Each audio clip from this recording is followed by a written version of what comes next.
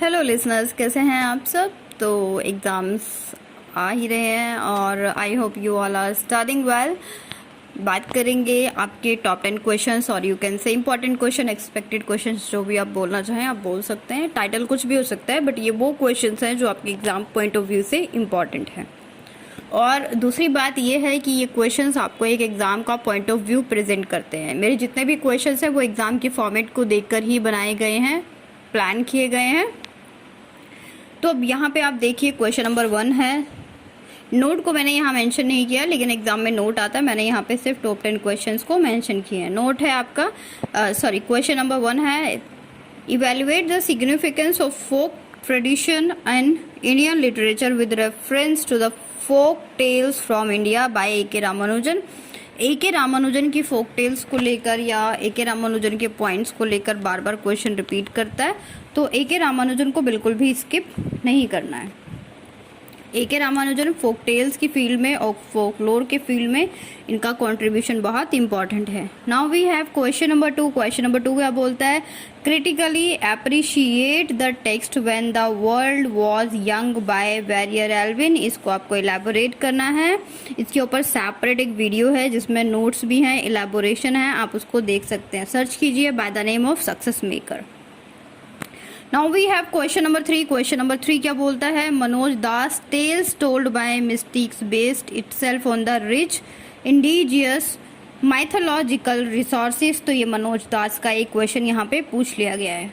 Question number 4 क्या बोलता है, give your views on the future of oral epics in the India. What are the relationship between Indian folk epics and Sanskrit folk epics. Sanskrit folk epic और Indian folk epics में क्या difference है। यहाँ पे basically जो मेजर डिफरेंस है वो ये है कि जो इंडियन फोक एपिक्स हैं, जो कुछ एरियाज में परफॉर्म किए जाते हैं, जैसे राजस्थान स्पेशली, यहाँ पे राइटर ने नेम मेंशन किया था when I read the text.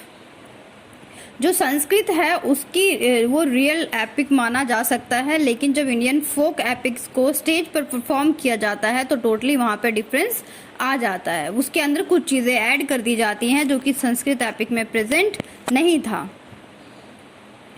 Now we have question number 5। Question number 5 बोलता है, proverbs, riddles and speeches are important folk forms that capture the collective imagination of a people. किस तरीके से ये लोगों का इमेजिनेशन कैप्चर करता है, क्या कैप्चर करता है, प्रोवर्ब्स, रीडल, फोक टेल्स, स्पीचेस, किस तरीके से ये एक एरिया को कैप्चर करता है। Alright, now we have question number 6। Question number 6 बोलता है, what according to Bakhtin what are the 3 folk forms of folk culture of humour. तो कौन कौन से 3 फॉर्म्स हैं वो आपको एलाबोरेट करने हैं यहाँ पे। क्वेश्चन नंबर 7 है। क्वेश्चन नंबर 7 आपका गिरीश कर्नाड का जो नागा मंडाला है वहां से दिया गया है और उसी के ऊपर क्वेश्चन पूछा गया है। Question 8, discuss the different theoretical approaches to the study of folklore in India. तो जितनी अप्रोचेस हैं स्टडी को लेके फोकलोर में, उस चीज़ को एलाबोरेट करना है। ये जो क्वेश्चन नंबर 8 है ये भी बहुत ज़्यादा रिपीट करता है, तो आप इसको अच्छे से पढ़ लीजिएगा। क्वेश्चन नंबर 9 है आपका, attempt a critical essay on different forms and variation of folk songs and folk dance.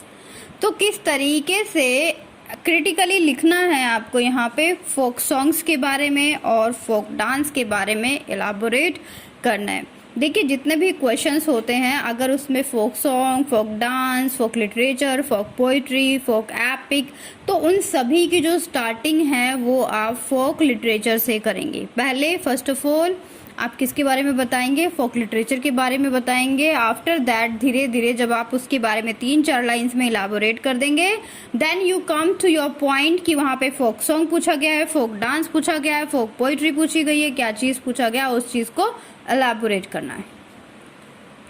अब बात आती है question number 10। Question number 10 compulsory होता है एग्जाम में भी, और यहाँ पे भी मैंने अपने टॉप 10 क्वेश्चंस में भी शॉर्ट जो क्वेश्चन नंबर 10 है उसको कंपलसरी लिखा है। कंपलसरी इसीलिए लिखा है ताकि आपका माइंड सेट रहे कि जब पेपर मिलेगा तो क्वेश्चन नंबर 10 आपका कंपलसरी होगा। और क्वेश्चन नंबर 10 हमेशा ऑलमोस्ट एवरी टाइम 100% आज तक जितनी भी बार पेपर हुआ है शॉर्ट नोट आया, शॉर्ट नोट में कुछ भी आ सकता है, वहाँ पे आपको कोई दो करने हैं, कभी कभी 3 ऑप्शन में से कोई दो करने होते हैं, कभी कभी 4 ऑप्शंस में से दो करने होते हैं, कभी कभी 5 ऑप्शंस में से दो करने होते हैं, बट मेजॉरिटी टाइम्स 95% आपको 4 ऑप्शंस देते हैं और 4 में से कोई भी दो आपको करने होते हैं।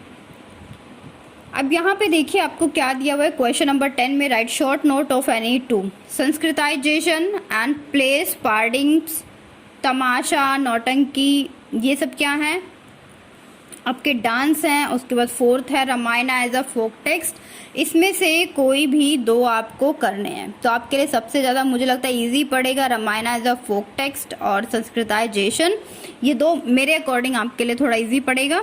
बाकी आप पढ़ सारे लीजिए क्योंकि शॉर्ट नोट कहीं से भी आ सकता है, इसकी कोई गारंटी तो होती नहीं है कि यहीं से आएगा। तो ये वो क्वेश्चंस हैं जिनको आपको बिल्कुल भी स्किप नहीं करना, जैसे कि गिरीश कर्नाड हो गए, ए के रामानुजन का क्वेश्चन हो गया, संस्कृत एपिक फोक एपिक हो गया, नेक्स्ट भक्तिन का वर्क हो गया, प्रॉप्स रिडल्स क्या होते हैं, फोक सॉन्ग्स क्या होते हैं, फोक डांस क्या होते हैं, ये सारी चीज़ें आप अपने माइंड में रखिए। I hope you will prepare your best, do your best in examination also. So अपना ध्यान रखिए, पढ़ते रहिए and good luck for your exam. Thank you.